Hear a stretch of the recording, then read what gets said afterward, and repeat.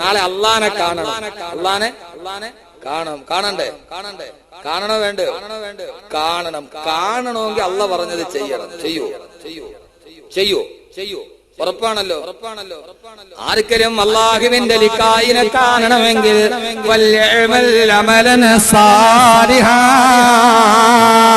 അവൻ ഇഷ്ടപ്പെട്ട സാലിഹായ കർമ്മം മാത്രമേ ജീവിതത്തിൽ ചെയ്യാവൂ. ഞാൻ എന്നെ കാണിച്ചു തരാം. പക്ഷേ സാലിഹായ അമലെ ചെയ്യാവൂ. അള്ളാഹ്ക്ക് ഇഷ്ടപ്പെട്ടതേ ചെയ്യാവൂ. അള്ളാഹു തൗഫീഖ് നൽകട്ടെ. അള്ളാഹു ഇഷ്ടപ്പെട്ടതേ ചെയ്യാവൂ. അള്ളാഹു തൗഫീഖ് നൽകട്ടെ. അള്ളാഹ്ക്ക് ഇഷ്ടപ്പെട്ടത് ചെയ്യൂ. നമുക്ക് ഏറ്റവും ഇഷ്ടപ്പെട്ടതാണ്. നമ്മുടെ ഹൃദയത്തിന് നമുക്ക് ഏറ്റവും ഇഷ്ടം എന്തിനോടാ? ഞാൻ നിങ്ങളോട് ചോദിക്കാം, വേറെ ഒന്നുമില്ല ഇതിനകത്ത്. ഇൻഷാ അല്ലാഹ് അള്ളാഹു ഈ കേട്ട ഖുർആൻ നമ്മുടെ ഹൃദയത്തിൽ ഇറക്കിയെങ്കിൽ, അള്ളാഹു നമ്മളെ സ്നേഹിച്ചാൽ പിന്നെ ജീവിതത്തിൽ ദുഃഖമുണ്ടോ? പ്രശ്നങ്ങളുണ്ടോ? പ്രയാസങ്ങളുണ്ടോ? ഒന്നുമില്ല. അള്ളാഹു നമുക്ക് തിരുനോട്ടം നൽകട്ടെ. ബാക്കിയുള്ള 5 കൂട്ടുകാരെ നമുക്ക് നാളെ പരിചയപ്പെടാം ഇനിയുള്ള ദിവസങ്ങളിലായി. എന്റെ സഹോദരങ്ങളെ, അള്ളാഹ്ക്ക് നമ്മളെ ഇഷ്ടപ്പെടണമെങ്കിൽ നമുക്ക് ഇഷ്ടപ്പെട്ടത് എന്ത് ചെയ്യണം? നമുക്ക് ഏറ്റവും ഇഷ്ടം എന്താ? കൽവിലും. നമുക്ക് ഹൃദയത്തിൽ ഏറ്റവും ഇഷ്ടം ആരോടാ? പൈസ. അതുകൊണ്ടല്ലേ പോക്കറ്റ് തന്നെ ഇവിടെ ഇടത് ഭാഗത്ത് വെച്ചേക്കണം. പോക്കറ്റ് ഇവിടെ വെച്ചേക്കണം എന്താ? ഹൃദയത്തിന്റെ ഭാഗത്താണ് പോക്കറ്റ്. കാരണം എന്താ? ഏറ്റവും ഇഷ്ടപ്പെട്ട സാധനം ഇരിക്കണം ഇതിന്റെ അകത്താ. നമുക്ക് ഏറ്റവും ഇഷ്ടപ്പെട്ടത് അള്ളാഹ്ക്ക് ഇഷ്ടപ്പെട്ടതിന് വേണ്ടി കൊടുക്കണം. ഞാൻ ഒരൊറ്റ കാര്യം ചോദിക്കാം. ഒരൊറ്റ കാര്യം, കൂടുതൽ വാദമൊന്നുമില്ല. നമുക്ക് ഏറ്റവും ഇഷ്ടപ്പെട്ടത് അള്ളാഹു നൽകി. ഞാൻ ഇത്രയും നേരം ഓതിയത് അള്ളാഹിന്റെ ഖുർആനാണ്. ആ ഖുർആനിൽ 6666 ആയത്തുണ്ട്. അല്ലാഹു സുബ്ഹാനഹു വ തആല 6666 ആയത്തുകൾ ഹൃദയത്തിന്റെ ഉള്ളിൽ കാണാതെ പഠിച്ച ഹാഫിളീങ്ങളായ മക്കളെ അല്ലാഹു നൽകി അനുഗ്രഹിക്കട്ടെ. അല്ലാഹു നൽകി അനുഗ്രഹിക്കട്ടെ. അല്ലാഹു സുബ്ഹാനഹു വ തആല ഇൻഷാ അല്ലാഹ് എന്റെ മക്കളെ ഒരു ഹാഫിൾ എന്ന് പറഞ്ഞാൽ എന്താ? ഖുർആൻ മനഃപ്പാഠമാക്കിയ ഒരു ഹാഫിൾ എന്ന് പറഞ്ഞാൽ അല്ലാഹു ഈ പാവപ്പെട്ടവൻ അങ്ങനെ ഒരു അവസരം നൽകണം. അല്ലാഹു അതിന് കാരണക്കാരായവർക്ക് അല്ലാഹു പ്രതിഫലം കൊടുക്കട്ടെ. ഒരാളുടെ മയ്യത്ത് കൊണ്ടുപോയി കബറിൽ വെച്ചിട്ട് 3-ാമത്തെ ദിവസം മൂടി തുറന്നു നോക്കിയാൽ ശരീരം അഴുകാൻ തുടങ്ങും. ആദ്യം അഴുകുന്നതാണൊരു 3 ദിവസം കൊണ്ട് സുഹൃത്തേ നിനക്കുള്ള നയനം 2. 3 ദിവസം ആദ്യം ഒഴുകുന്നതാ കണ്ണാണ്. തഴവാ ഉസ്താദ് നിമിഷ കവിയായിരുന്നു. തഴവാ ഉസ്താദ് ധാരാളം എത്രയോ നിമിഷ കവികൾ കുഞ്ചൻ നമ്പ്യാരി എഴുത്തച്ഛനൊന്നല്ലേ നിമിഷ കവിയാരാ? ഒറ്റ നിമിഷം കൊണ്ട്. പണ്ട് പുലിക്കോട്ടിൽ ഹൈദർ എന്ന് പറയുന്ന മാപ്പിളപ്പാട്ട് അന്നുള്ള ഒരാളാണ് നല്ലളം ബീരാ മുസ്ലിയാർ. ഇവർ നല്ലളം ബീരാ മുസ്ലിയാർ എന്ന് പറയുന്ന നിമിഷ കവിയാന്ന്. അപ്പൊ പുലിക്കോട്ടിൽ ഹൈദർ കാക്കായെ നല്ലളം ബീരാ മുസ്ലിയാർ കോഴിക്കോട് മിഠായി തെരുവിൽ വെച്ച് കണ്ടുപിടി. ചായപ്പീടിക വെച്ച് ചായ കുടിക്കാൻ വേണ്ടി 2 സുഹൃത്തുക്കളായിരുന്നു. അവരും 2 കൂട്ടുകാരായിരുന്നു. അപ്പൊ ചായപ്പീടിയെ പോയപ്പോ അവരുടെയൊക്കെ ആശയവിനിമയം എന്താ? പുലിക്കോട്ടിലെ ഹൈദരാക്കാട് നല്ലളം ബീരാ മുസ്ലിയാർ ചോദിച്ചു, അക്കാന മക്കാനിയിൽ നിന്നൊരു ചായ വാങ്ങി തരുമോ നല്ല ഹൈദർ കാക്ക. അവരുടെ ആശയവിനിമയം തന്നെ പാട്ടായിരുന്നു. നിമിഷ കവി ഹക്കായി മക്കാനി ചായപ്പീടിക മക്കാനിന്ന് ഒരു ചായ എനിക്ക് മേടിച്ചു തരുമോ?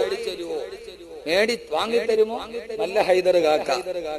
ഉടനെ ഹൈദരാക്കാൻ പറഞ്ഞു, ഇക്കാര്യം എന്നീലെന്തിനൻ സൂരാനി മുക്കാല് കയ്യിലില്ല പോ വീരാനെ. മുക്കാലയുടെ കയ്യിലില്ല വീരാനെ, നീ പോവാൻ.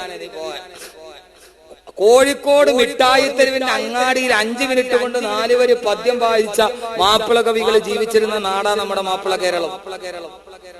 തഴവാ ഉസ്താദ് അതിൽപ്പെട്ട ആളാണ്. ഇൽമിനെ പറഞ്ഞാൽ 3 ദിവസം കൊണ്ട് നിന്റെ കണ്ണെടുക്കാൻ തുടങ്ങും. പക്ഷേ അല്ലാഹുവിന്റെ വിശുദ്ധമായ ഖുർആനിന്റെ 6666 ആയത്തുകൾ മനഃപ്പാഠമാക്കിയ ഒരു ഹാഫിദിനെ കൊണ്ടുപോയി മണ്ണിൽ വെച്ച് മണ്ണിനിട്ട് മൂടിയാൽ ആ ഹാഫിദിന്റെ ശരീരം പുഴുപോലും തൊടുകയില്ലെന്ന് അള്ളാഹുവിന്റെ പ്രവാചകൻ നബി മുഹമ്മദ് മുസ്തഫ. നാളെ ഇസ്രാഫീൽ സൂറന്ന കാഹളത്തിൽ ഊതിയാലും ആ മയ്യത്ത് കബറിന്റെ അടിയിൽ അതേപോലെ തന്നെ പുഴുപോലും തൊടാതെ ഇരിക്കുമെന്ന് ലോകത്തിന്റെ തിരുദൂതരെ നബി മുഹമ്മദ് മുസ്തഫ. നമ്മുടെ ജീവിതത്തിൽ ഒരു ഹാഫിദ് നമ്മുടെ കുടുംബത്തിൽ ഉണ്ടാകണം. മക്കളിലല്ലെങ്കിൽ കൊച്ചുമക്കളിലെങ്കിലും ഉണ്ടാകണം, കൊച്ചുമക്കളിലെങ്കിലും ഉണ്ടാകണം. നമ്മുടെ കുടുംബത്തിന്റെ ബറക്കത്താണത്. അള്ളാഹു നമ്മളോട് കൂട്ടുകൂടാനുള്ള അള്ളാന്റെ റസൂലല്ലേ പറഞ്ഞത്, 3 വിഭാഗം ആളുകളുള്ള വീട്ടിൽ അള്ളാന്റെ മലക്കുകൾ നേരിട്ട് വന്നിറങ്ങുമെന്ന് അള്ളാന്റെ റസൂൽ നബി മുഹമ്മദ് മുസ്തഫ. 3 വിഭാഗം ആളുകളുടെ വീടുകൾ, ആ വീട്ടിലേക്ക് മലക്കുകൾ നേരിട്ട് വന്നിറങ്ങും. അതിലൊന്നാമത്തതാരുടെ വീടെന്നറിയുമോ? വബൈത്തു ഹാഫിളുൽ ഖുർആൻ.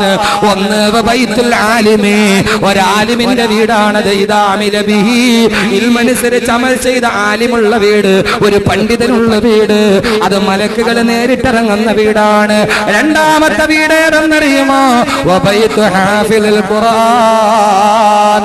ഖുർആൻ മനപ്പാഠമാക്കിയ ഹാഫിളിന്റെ വീടാണത്, ഹാഫിളിന്റെ വീടാണത്. അതുകൊണ്ടൊരു വസിയത്തായിട്ട് എല്ലാ സദസ്സിനും ഞാൻ പറയാറുണ്ട്, അള്ളാഹു ഇനി ഇതെന്റെ വാക്ക് കേട്ടിട്ട് ഞാൻ ജോലി ചെയ്യുന്ന സെൻട്രൽ ജുമാ മസ്ജിദിൽ നിന്ന് 18 കുഞ്ഞുങ്ങളാണ് ഖുർആൻ ഹാഫിളാവാൻ വേണ്ടി പോയത്. അത് ഡോക്ടറിന്റെ മക്കളുണ്ട്, എഞ്ചിനീയറിന്റെ മക്കളുണ്ട്. ഞാനിത് പറയുന്നത് എന്റെ ഒരു ദൗത്യം പോലെ അള്ളാഹു നൽകിയ അനുഗ്രഹം നിങ്ങളിലേക്ക് ഞാൻ പകർന്നു തരികയാ. നമ്മുടെ മക്കളിൽ ഹാഫിളീങ്ങൾ ഉണ്ടാവണം. അതിന് കഴിഞ്ഞില്ലയോ നമ്മുടെ കുടുംബത്തിലെങ്കിലും അള്ളാന്റെ ഖുർആൻ നെഞ്ചകത്ത് കുത്തിവെച്ച ഹാഫിളീങ്ങൾ ഉണ്ടാവണം.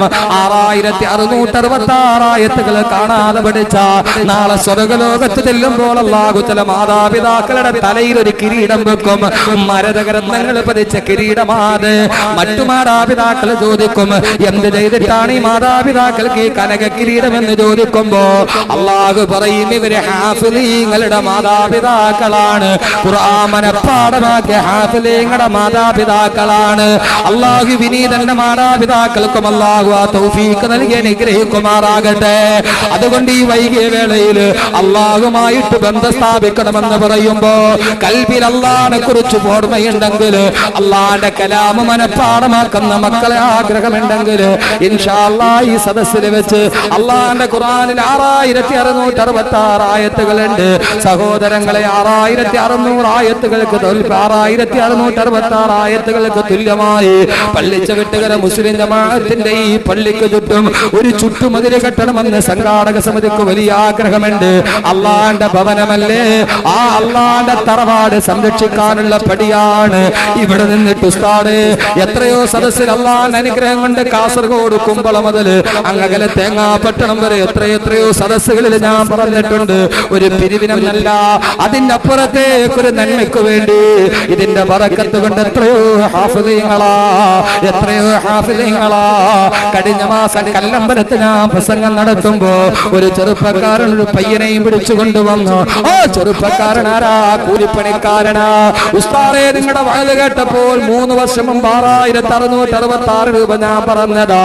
എന്റെ മകൻ ഹാഫിളായ ഉസ്താദേ എന്ന് പറഞ്ഞ് 11 വയസ്സുള്ള പൊന്നുമോനെ കയ്യിൽ പിടിച്ചുകൊണ്ട് കൊണ്ടുവന്ന ഈ വഅദിന്റെ മജ്ലിസിൽ എനിക്ക് കിട്ടിയ ഹാഫിളായ പൊന്നുമോനാണെന്ന് പറഞ്ഞ മുഹമ്മദ് സലീം എന്ന സഹോദരൻ അള്ളാഹു അത് നിലനിർത്തി കൊടുക്കുമാറാകട്ടെ.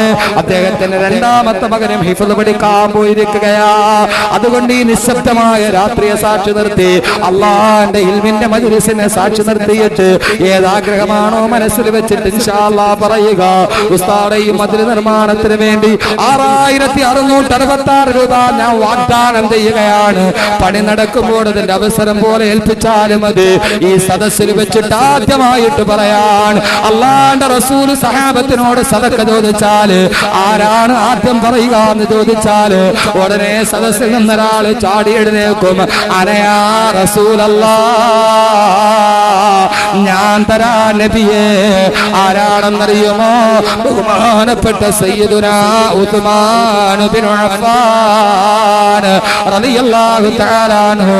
അല്ലാഹു നമുക്ക് ഉസ്മാൻ റളിയല്ലാഹു അൻഹുവിന്റെ കൂടെ അള്ളാന്റെ റസൂൽ ചോദിച്ചാൽ ഉടനെ പറയും, ഞാൻ തരാ നബിയേ. അതുകൊണ്ട് അള്ളാന്റെ റസൂൽ ഉസ്മാൻ റളിയല്ലാഹു അൻഹുവിന് കൊടുത്ത വാഗ്ദാനം എന്താ? ലികുല്ലി നബിയിൻ റഫീഖും ബിൽ ജന്നാ. ഓരോ പ്രവാചകന്മാർക്കും സ്വർഗ്ഗത്തിൽ ഒരു കൂട്ടുകാരനുണ്ട്. വറഫീഖി ബിഹാ ഉസ്മാൻ ബിൻ അഫ്ഫാൻ. സ്വർഗ്ഗത്തിൽ എന്റെ കൂട്ടുകാരൻ